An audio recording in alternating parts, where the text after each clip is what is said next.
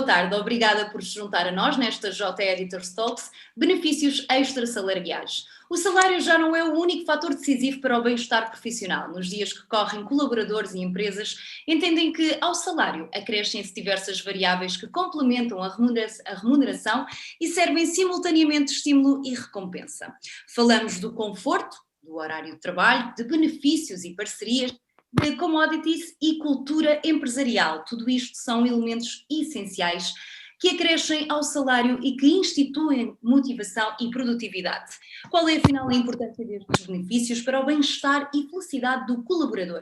O que têm as empresas a ganhar ao apostar nos mesmos? São perguntas a que vamos hoje dar resposta com a ajuda do nosso painel de convidados, que passa a apresentar. Nelson Lopes, CEO da Sodexo Portugal, Sónia Nunes, administradora e diretora de recursos humanos da Nucase, e um convidado especial, Ricardo Carneiro, diretor de recrutamento e seleção especial da Multipessoal. Sejam todos muito bem-vindos. Ricardo, vou começar por si. A ideia de que o salário é o único fator decisivo começa a perder tempo.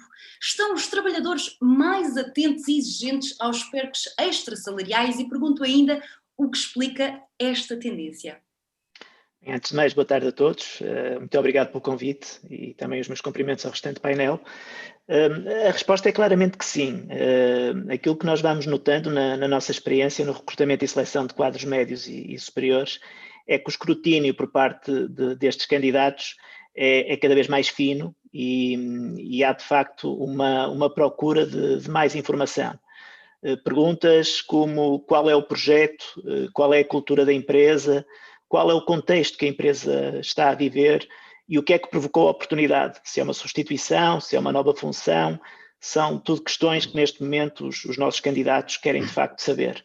Depois na parte mais de remuneração, tradicionalmente a questão do salário era sempre um must, mas neste momento é insuficiente, portanto além da questão do salário anual, tentam sempre saber se esse salário anual tem mais algum tipo de complemento em termos de repartição de lucros, se há outro tipo de prémios ligados a objetivos de desempenho que possam também fazer com que o salário anual seja mais interessante e depois também tentar perceber como é que a empresa na prática trata os colaboradores, como é que são as instalações, o ambiente, se há flexibilidade para praticar, por exemplo, o home office, que nesta situação atual é quase incontornável, e depois uma lista de perks salariais que tentam de facto saber o que é que a empresa dá face àquilo que o setor onde estão a trabalhar vai praticando.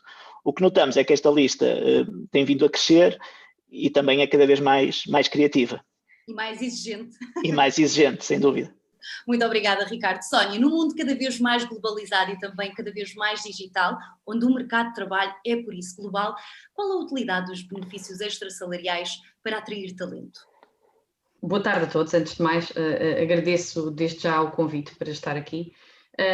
Parece-me que estamos em tempos de mudança, enfim, nas várias vertentes e a pandemia trouxe aqui uma aceleração no uso digital e obrigou as empresas a adotarem o trabalho remoto.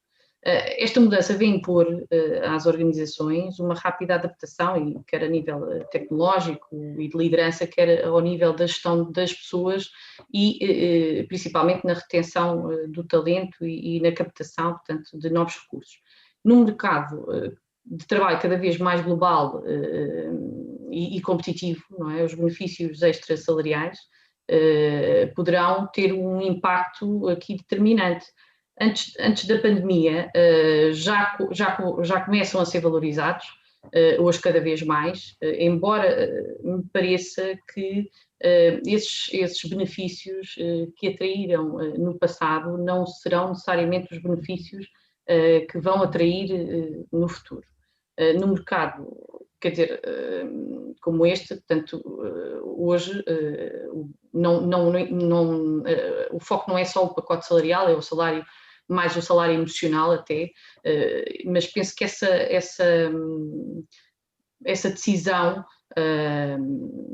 passará por alguns contornos diferentes. Portanto, as condições extrasalariais são cada vez mais um fator decisivo, principalmente para as novas gerações, que têm novas formas de viver a vida, procuram principalmente benefícios de equilíbrio entre a vida pessoal e o trabalho. Por isso, o desafio hoje é as empresas anteciparem-se e oferecerem aos profissionais pacotes salariais ou de benefícios que realmente valorizem. As empresas vão ter que se reavaliar e reavaliar também todas as competências para a aquisição de talentos e formar os recursos atuais, porque o digital veio para ficar e há falta de competências nestas áreas ainda. Mas, por outro lado, também com esta realidade de trabalho remoto, as empresas vão ter acesso a melhores talentos e deixa de ser um requisito essencial viver perto do escritório. Logo, estes benefícios extrasalariais, como o teletrabalho, podem ser cruciais para chegar a recursos que antes as empresas não conseguiam. Muito obrigada, Sónia. Nelson, de que forma a pandemia alterou as preferências dos profissionais no que respeita aos benefícios extrasalariais?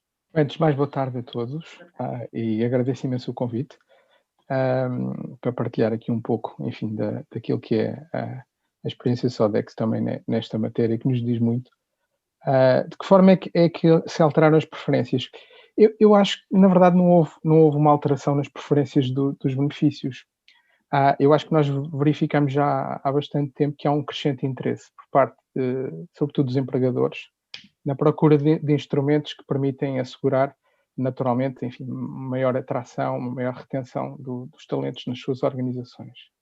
E há uma coisa que eu acho que já ficou bastante clara para todos, que é o salário, se aqui há umas décadas atrás era a parte mais importante, ou se calhar a única até, que acabava por ser decisiva, enfim, numa relação entre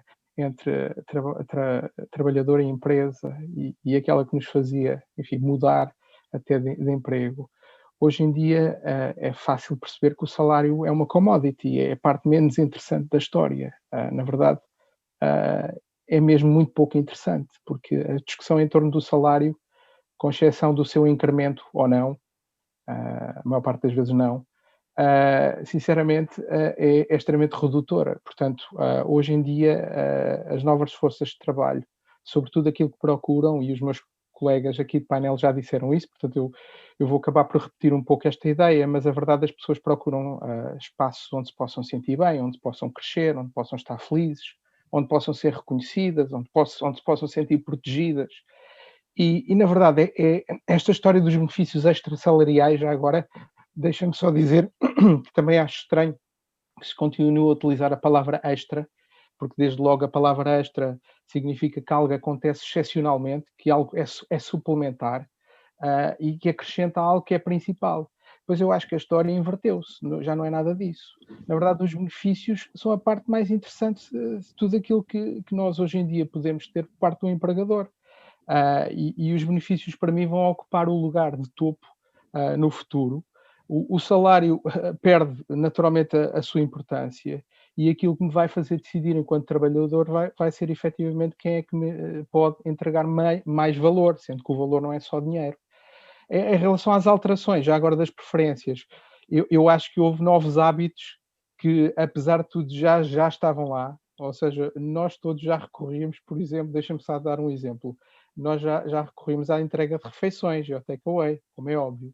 É claro que agora todos em casa tivemos que o fazer com maior frequência, com maior intensidade, e podemos ver nisto uma oportunidade, podemos achar provavelmente este vai ser também um benefício a explorar no futuro, porque vai fazer parte necessariamente da forma como nós nos alimentamos e como vamos tomar refeições no futuro. Acho que não vai substituir, obviamente, tudo na íntegra, espero que não, pelo menos eu gosto muito de ir a um restaurante e gosto muito de fazer almoços. E acho que essa parte é extremamente importante para nós, mas de qualquer das formas há aqui algumas coisas que entretanto mudaram que nós podemos aproveitar para melhor. Muito obrigada, Nelson. Ricardo, a que detalhes devem as empresas estar atentas? Há alguma estratégia de personalização na escolha destes benefícios? E pergunto ainda que retornos podem estes benefícios trazer à empresa em termos de produtividade, motivação, cultura empresarial? Eu só antes de ir à sua pergunta, só sublinhar isto que o Nelson disse, que também subscrevo. É muito interessante esta perspectiva da proposta de valor, que era muito vista pela parte da empresa, não é? Para o candidato, o que é que o candidato pode trazer em termos de proposta de valor, mas agora o candidato também faz essa leitura, não é? Não é tanto a questão do salário, mas ao fim e ao cabo o pacote, não é? A parte global, qual é a proposta de valor para trazer o candidato e onde está o tal extra salarial e o salário e muito mais do que isso. Portanto, só dar esse sublinhado, que concordo muito também com aquilo que o Nelson disse. Já agora só uma perguntinha muito rápida. Estamos aqui a falar de camadas mais jovens ou estamos aqui a falar em todas as faixas etárias que têm essa exigência, digamos assim, trazem essa exigência consigo? Eu, por exemplo, ainda aqui à pergunta e complementando com esta que me está a colocar, parte da resposta que ia dar já fala nisso, que é nós sentimos que a personalização é uma tendência que está muito marcada em setores onde a escassez é mais determinante e aí a área das tecnologias de informação vai sempre um bocadinho mais à frente, não é? Porque mesmo em circunstâncias de crise, a crise nas tecnologias de informação não se está a notar, o que faz com que de facto aí a personalização seja uma tendência. Há limites legais, como é óbvio, não é? E em Portugal não se pode ter uma proposta para cada pessoa, há circunstâncias legais que assim o impedem, mas de facto naquilo que são as gerações mais jovens, nota-se que cada vez mais há uma checklist de possibilidades e quase que vamos pôr o picolete, não é, individualmente daquilo que eu gosto de ter. Uns, se calhar, mais desportistas, são muito mais sensíveis ao ginásio e outro tipo de fringe benefits ligados à saúde. Outros, se calhar, mais tecnológicos, tudo que são equipamentos de última geração, ou até o que já se começa agora a assistir também ao pagamento da internet, ou de algumas plataformas de lazer, como o Spotify e como o Netflix. Faço aqui, não estou a fazer publicidade, mas são, são aquelas que nos invadem agora as nossas casas, acabam por nestas camadas mais jovens ser, de facto, muito apelativas. A partir dos 35, 40 anos para cima, não quer dizer que não gostemos também destas, eu estou a falar porque já tenho 44, não quer dizer que não gostemos também deste tipo de vantagens e de benefícios, mas tradicionalmente há coisas que também nos são muito caras, como o seguro de vida, o seguro de saúde, questões de viatura, que não seja só viatura como ferramenta de trabalho. Portanto, digamos que há aqui de facto uma divisão entre aquilo que, em termos etários, as pessoas também avaliam.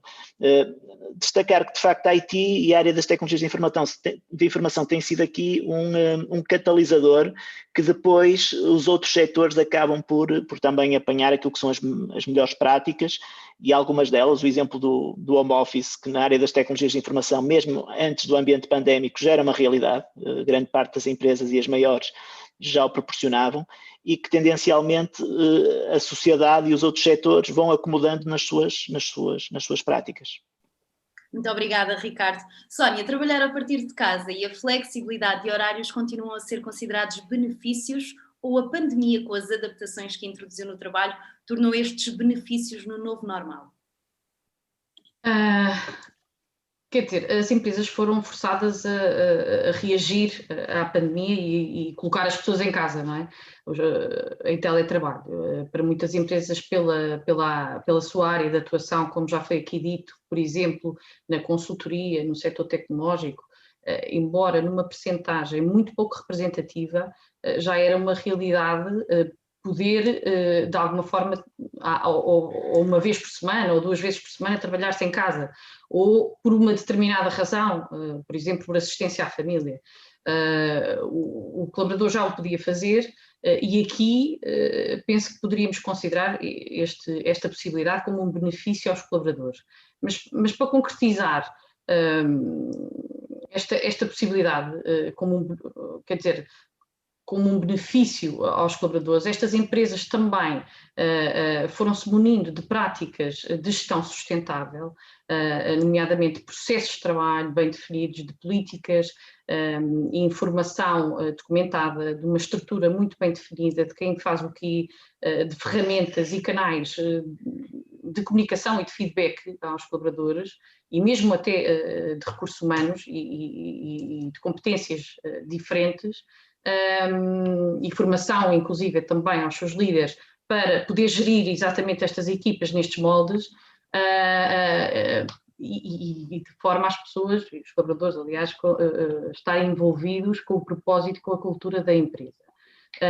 E penso que esta é a preocupação atual dos empresários em Portugal, porque o que se passa na maioria das empresas, que são pequenas e médias empresas, as condições que os seus colaboradores têm para trabalhar em casa, neste contexto de pandemia, que fomos forçados, não são adequadas, nem ao nível de recursos tecnológicos, nem de processos, nem mesmo as pessoas muitas vezes têm condições em casa para esta realidade, até porque muitas têm crianças em casa ou não têm um espaço, sem ser a sala ou o quarto, para trabalhar sem ruído, ou simplesmente não se adaptam a esta forma de trabalhar, principalmente as pessoas com mais anos no mercado. Aliás, já existem estudos recentes que apontam que a pandemia prejudica o equilíbrio família-trabalho, precisamente porque o local de trabalho passou a ser indefinido. Quer dizer, a preocupação das empresas, portanto, no seu início desta pandemia foi garantir junto dos clientes e dos colaboradores a sustentabilidade da empresa, com os meios que tinham. Por isso parece-me que o teletrabalho hoje ainda não pode ser encarado como um benefício extrasalarial no formato que temos, porque a pandemia nos impôs esta condição para protegermos as pessoas, mas num futuro próximo será uma realidade e não tanto um benefício. Obviamente, dentro de alguns setores de atividade que permitam o teletrabalho, porque não são todos. Estamos a viver uma mudança de paradigma na forma de trabalhar. Provavelmente o futuro, o teletrabalho vai ser uma forma de trabalho, não apenas a partir de casa, mas em espaços de coworking ou mesmo em locais fora das grandes cidades com custos menos elevados. Não se sabe ainda em que moldes, até porque nem existe, e já foi dito também aqui, a legislação laboral que a sustente, convenientemente, o que existe é redutor, mas parece-me que o molde de híbrido entre o teletrabalho e o escritório será no futuro um modelo que algumas das empresas irão adotar. Muito obrigada, Sónia. Nelson, a flexibilidade dos benefícios extrasalariais é importante para os profissionais e pergunto em que medida? Marta, eu começo por dizer que eu não sei exatamente o que é que se pretende dizer com flexibilidade e explico porquê. Isto é mais uma daquelas histórias que eu acho que nós arriscamos fazê-la correr demasiado rápido sem termos as bases. Porque, antes de mais, eu recordo todos que, na verdade, por exemplo, nem sequer existe um estatuto ou uma política de benefícios sociais em Portugal. Na verdade, nós todos trabalhamos com benefícios que são trabalhados de forma avulsa, que têm regulamentações dispersas e, na verdade, não há nada que os harmonize e que os integre enfim, numa única plataforma e que lhes dê de facto uma forma que é necessário que tenham. Os benefícios, antes de serem flexíveis, ok? Eu acho que tem que haver maior clareza e transparência no que diz respeito ao seu próprio âmbito de aplicação. Eu acho que é preciso definir e regulamentar de forma precisa a finalidade de cada um dos benefícios, a forma como são atribuídos, a maneira como são utilizados, como são aceitos, e na verdade não pode haver zonas cinzentas neste domínio, e elas ainda existem, e eu acho que não existe qualquer dúvida relativamente aos ganhos macroeconómicos e sociais que os benefícios geram para todos, trabalhadores, empresas, Estado, sociedade, mais uma vez, mas para nós podermos aproveitar tudo aquilo que eles comportam, na verdade as coisas têm que estar bastante definidas. E há aqui um conjunto de desafios e oportunidades. Eu desafios, volto a insistir nesta matéria da regulamentação, é muito importante regulamentar a titularização dos benefícios sociais, criar regras, mecanismos de supervisão e controle no que diz respeito à sua emissão, à sua utilização, à sua aceitação. E depois há muitas oportunidades, porque na verdade há ainda um universo significativo de trabalhadores que não têm acesso a benefícios e, na verdade, há um conjunto de áreas de intervenção social que podem ser, de facto, exploradas saúde, mobilidade, educação, cultura. Na verdade, dentro do grupo Sodexo nós exploramos, enfim, um conjunto diverso de matérias em diversos países. E cá, muitas vezes, nós confinamos apenas, enfim, os benefícios sociais quando eles têm um enquadramento fiscal, o que é verdadeiramente redutor. Porque, e há pouco o Ricardo falava, por exemplo, no acesso, por exemplo, a ginásios, a tecnologia, e até parece que quando nós damos isso, e não existe fiscalidade atrás, estamos a dar uma coisa menor. Pelo contrário, essas coisas valem tanto ou mais, tenham ou não tenham a isenção fiscal por trás. E é isso que também falta, criar um pouco a pedagogia, não só a regulamentação, mas depois a pedagogia em torno dos benefícios sociais, e fazer ver a empregadores e a colaboradores que, de facto, eles devem existir, devem ter regras, e depois, obviamente, devem ser flexíveis. Quer dizer, mas eu acho que, antes de mais, nós temos que criar as bases para depois podermos fazer acontecer de uma forma ágil, enfim, rápida, usando a tecnologia que nos permite hoje fazer um conjunto de coisas que não permitia há uns anos atrás. Tudo isso está ao nosso dispor, mas eu acho que arriscamos um bocadinho começar a construir a casa pelo telhado, se acharmos que de repente, enfim, podemos começar a dar tudo a toda a gente, sem termos por trás as bases e as regras para podermos, de facto, gerir tudo da melhor forma. Muito obrigada, Nelson. Vamos agora para a última ronda de perguntas. Eu pedia-vos, por favor, para serem um pouco mais breves, que já estamos aqui nos 20 minutos. Ricardo, espero que este ano, pela circunstância em que trabalhamos, marcará o início de uma fase onde as condições extrasalariais importam tanto quanto o rendimento absoluto para o empregador. Que leituras podem tirar desta dinamização das retribuições sobre o mercado de trabalho? Já falámos aqui um bocadinho. Sim. Eu acho que, pronto, lá está. Mais uma vez, isto é uma trend que eu acho que vem de trás. Acho que a pandemia pode ter tido aqui algum efeito, mas acho que esta tendência, de facto, já vinha de trás. E o peso relativo, já aqui falamos, não é? Tem vindo a equilibrar cada vez mais e de facto, é mais um pacote global do que apenas o salário.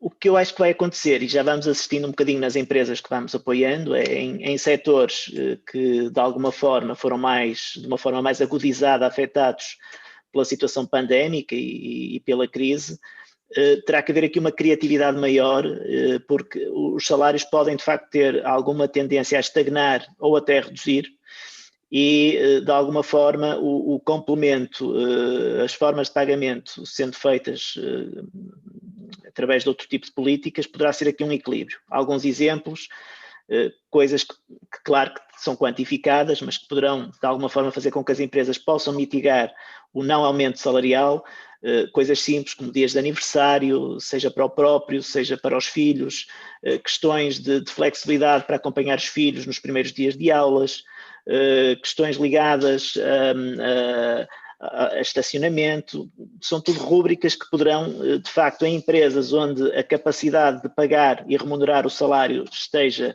por constrangimento de custos mais visível, poderão aqui sobressair. Em setores que reagiram de uma forma mais positiva e onde a crise não se notou tanto, eu diria que aí o que vai ditar a regra não é a pandemia, mas continua a ser o combate por talento. E aqui a lei da economia, não é? A questão da escassez de talento, faz com que cada vez a criatividade e a lista de benefícios vá de facto crescer, porque, mais uma vez, eu não quero ser repetitivo, mas dou o exemplo porque de facto Portugal é bastante reconhecido na área das tecnologias da informação, com vários polos, não só Lisboa, Porto, mas Braga, Castelo Branco, estamos a falar de várias zonas do país que são muito fortes, Aveiro, por exemplo, que tem excelentes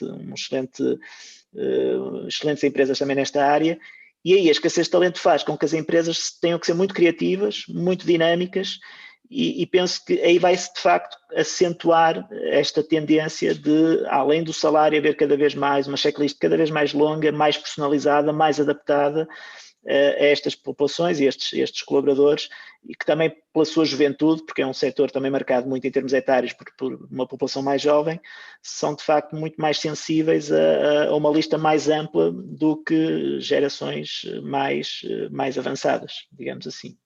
Muito obrigada, Ricardo. Sónia, as preferências e exigências dos profissionais mudaram com a pandemia. Que benefícios procuram hoje? Já existem vários estudos sobre o futuro do trabalho e o que é que os profissionais hoje passaram a valorizar. Nós aqui na Nucase, no final de abril e depois em outubro do ano passado, quisemos auscultar os colaboradores e, através de questionário, perceber o que é que as pessoas, como é que as pessoas estavam a sentir, antes de mais, em teletrabalho, porque era uma novidade, dado que nunca tivemos esse modelo, e quais eram as maiores dificuldades e como é que viam o futuro do trabalho remoto já agora. Nesse estudo, 93% referiram que a experiência de teletrabalho foi positiva. E as maiores dificuldades que sentiram foi a conciliação do trabalho-família, o não estar presente fisicamente com os colegas, a não partilha de conhecimento e o não terem acesso rápido a toda a documentação do cliente, que na nossa atividade, atividade da contabilidade, portanto, o documento físico ainda é uma imposição fiscal. E, portanto, em relação ao futuro, fora do cenário da pandemia, 63% refere a preferência por 1 a 2 dias por semana em teletrabalho. Este estudo interno, como o de outras organizações que tenho lido, portanto, sugere que, independentemente do modelo, a valorização que os colaboradores fazem hoje e para o futuro não será tanto benefícios como algumas empresas já têm hoje, como, por exemplo, ter um espaço de convívio na empresa, porque eu acho que esse espaço social vai deixar de fazer sentido na íntegra, mas sim pelo trabalho à distância, portanto, que ajuda, no fundo, a realizar uma necessidade de um ativo intangível que é o tempo, com menos perda em deslocações, ganhando tempo para si, para a família, para o descanso. E também, outra componente importante, parece uma flexibilidade dos horários para horários diferenciados, isto na nossa atividade, eventualmente pode ser importante, e também para a escolha onde se trabalha. Mais do que em casa, é poder haver outros espaços onde as pessoas podem beneficiar de trabalhar não só no escritório, mas noutros espaços. Estes benefícios, no entanto, implicam, obviamente, profundas mudanças na forma como o mercado de trabalho está estruturado, porque obriga a uma maior flexibilidade e reorganização por parte das empresas, mas também uma maior responsabilidade por parte dos colaboradores. Mas parece-me um caminho sem retorno. Muito obrigada, Sara. Para terminar, Nelson, que espaço existe para a inovação na componente extrasalarial e podemos esperar novidades para o pós-pandemia? Todo o espaço do mundo. Eu acho que a estrada da inovação, e é tão bom ouvir falar de inovação também nesta matéria, porque e não daqueles chavões a que normalmente está associado, que é de eficácia fiscal e tudo o resto. A estrada da inovação é ampla, eu diria quase que inesgotável, porque há tudo por fazer, na verdade. Eu posso dizer-vos que nestes últimos 5 anos, enfim, da operação da Sodexo em Portugal, nós basicamente aquilo que fizemos foi inovar. Obviamente que às vezes são pequenas coisas, porque inovar não significa sempre que nós consigamos trazer para a parte da frente algo completamente disruptivo e que dá uma manchete do jornal e que transforma a vida de todos nós. Às vezes são pequeninas coisas e são coisas que fazem toda a diferença porque acrescentam valor. E na verdade nós temos continuadamente estado a inovar os nossos serviços. Na verdade nós vivemos um bocadinho um espírito que é o espírito que eu acho que tem que se viver nesta atividade, que é, como dizia o poeta, é nunca contentar-se de contente. E nós, na verdade, nunca estamos contentes com aquilo que temos e procuramos sempre mais. Portanto, eu acho que há muito espaço para de facto inovar. A tecnologia vem-nos proporcionar um conjunto de coisas, mais uma vez, o digital, obviamente, que é aqui uma matéria que não nos podemos desligar e que nos proporciona fazer muitas coisas.